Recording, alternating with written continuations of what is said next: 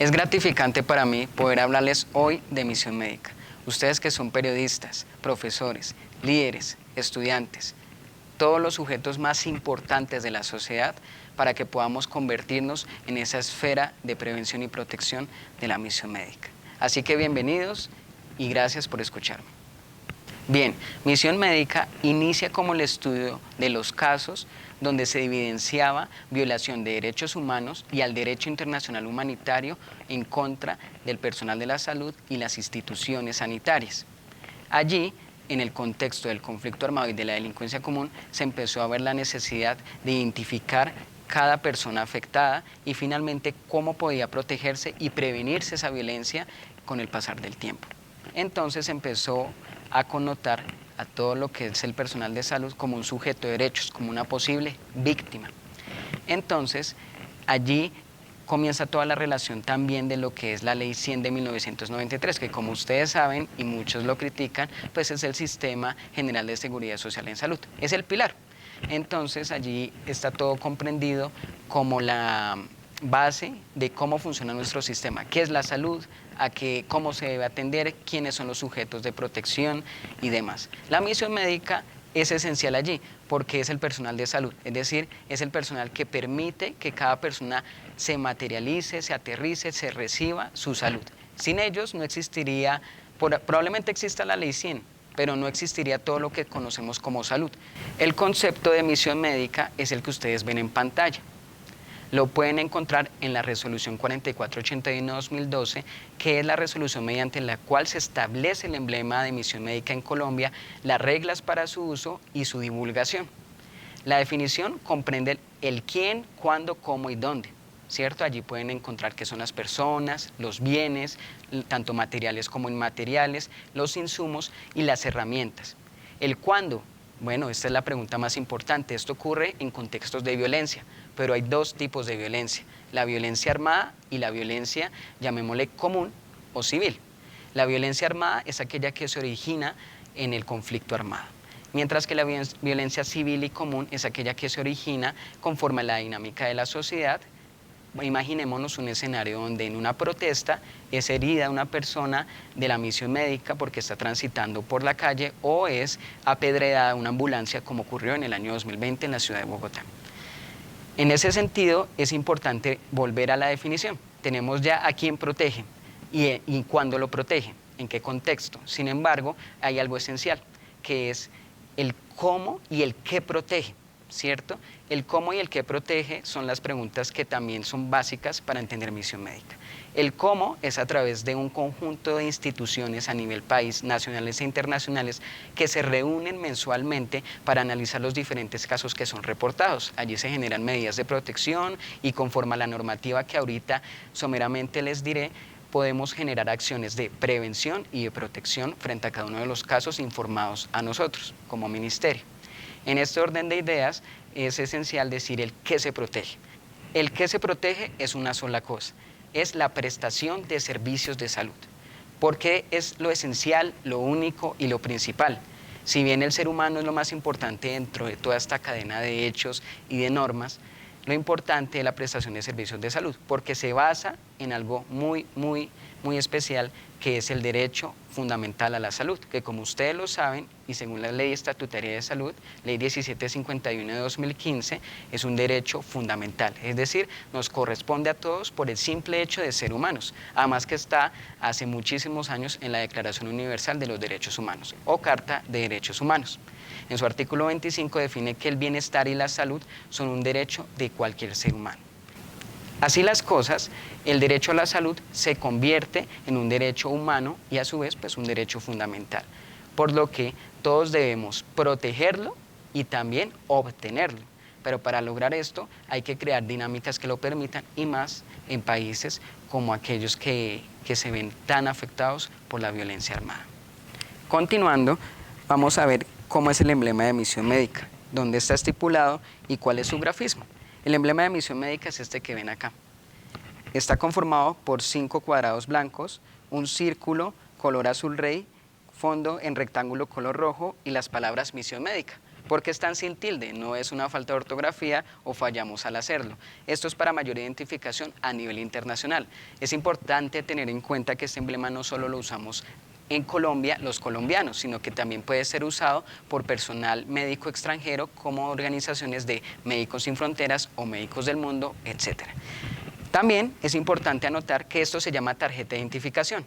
Esto está estipulado aquí en el manual de misión médica. Este manual está establecido en la resolución 4481-2012, es su anexo técnico y aquí está definido todo lo que les he venido comentando, qué es la misión médica, desde cuándo comenzamos el trabajo, las órbitas normativas que protege y a la vez que cubre. Acá tenemos en su página 23 el grafismo, es decir, los colores, su identificación y las proporciones recomendadas para que ustedes lo puedan usar en gorras, en chalecos o en estos medios. Es importante tener en cuenta que el emblema se solicita a la entidad territorial, pero ¿qué es la entidad territorial? Es la Secretaría de Salud o aquella entidad competente que administra los servicios de salud en un territorio determinado.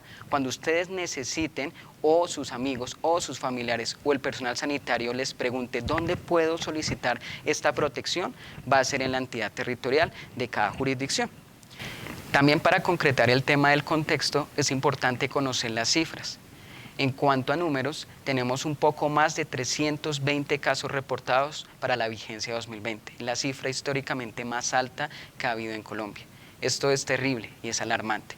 Así que hacemos una invitación a todos ustedes, los que ven este video y lo replican, para que todos seamos sujetos de prevención y protección para la misión médica.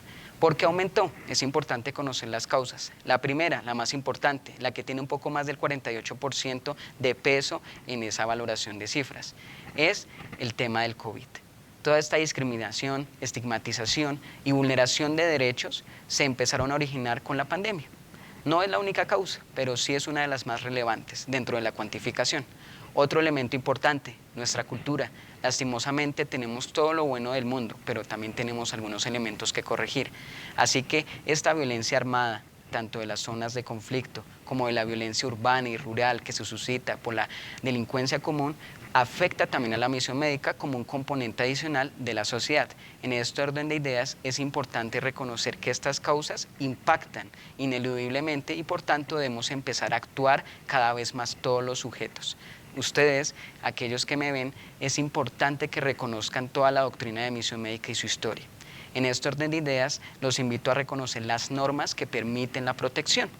La prevención la hacemos principalmente las instituciones que conformamos la Mesa Nacional de Misión Médica, que es una institución que no está dentro de ninguna norma, pero que por voluntad y por obligación de otras directivas del gobierno nacional, año tras año revisa todos los casos y genera recomendaciones de gestión y seguridad y además producimos un conjunto de campañas que permiten el reconocimiento de la misión médica a partir de educación, de comunicación del riesgo y finalmente pues evaluación y educación pues general para este tema. Ahora bien, volviendo a la normativa, es importante reconocer primero la resolución 4481-2012 como norma que prima en la prevención y protección, porque es allí donde está establecido todas las normas del emblema. Pero esta está supeditada por dos sombrillas grandes que dependen del contexto previsto en la definición. La primera sombrilla son los derechos humanos y el derecho internacional de los derechos humanos. Esa sombrilla cubre todo lo que se llaman incidentes, que son todas las acciones u omisiones contra la misión médica que generan su afectación por fuera del conflicto armado. Aquí no analizamos sujetos, pasivos o activos, contexto de conflicto armado, no tenemos nada que ver allá. Esos son los incidentes. El otro paraguas o sombrilla de protección es el derecho internacional humanitario. Derecho internacional humanitario es ese conjunto de normas que nos permite disminuir los efectos negativos que genera la guerra. ¿Sí? Con esto intentamos paliar, intentamos salvaguardar todos aquellos bienes, personas, instituciones que permiten a una sociedad sobrevivir durante y después del conflicto.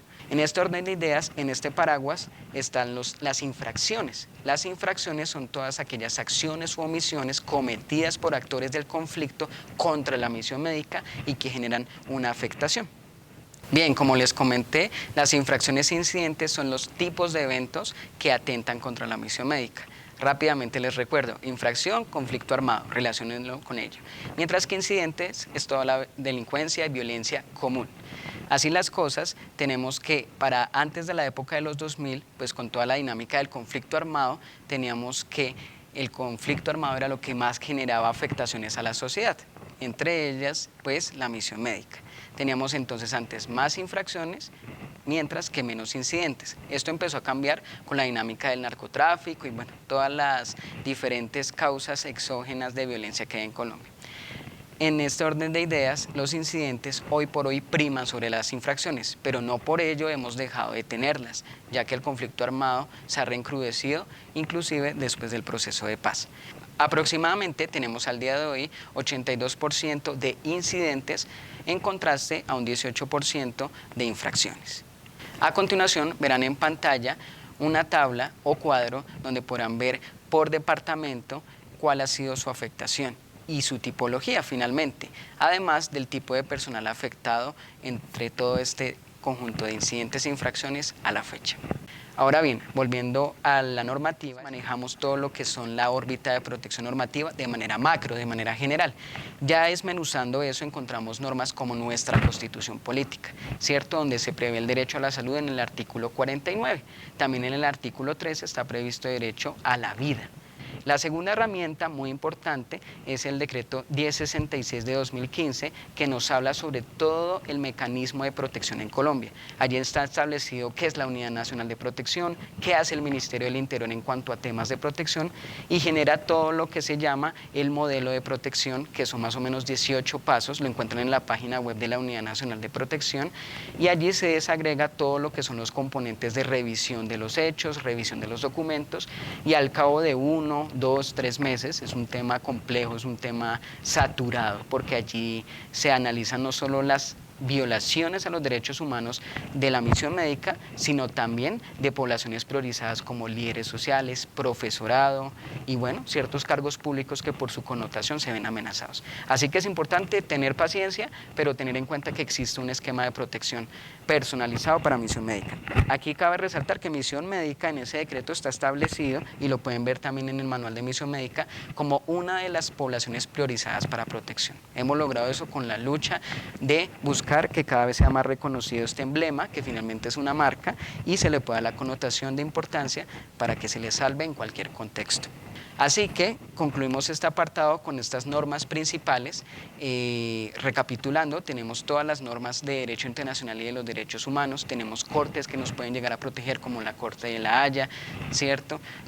Bueno, tribunales internacionales, y de este lado, bueno, tenemos la Corte Penal Internacional, tenemos Corte Interamericana de Derechos Humanos, y finalmente aterrizamos acá con nuestra Constitución, la Resolución 4481-2012 que incluye el manual que ahorita vieron, y finalmente pues temas laborales, penales y civiles.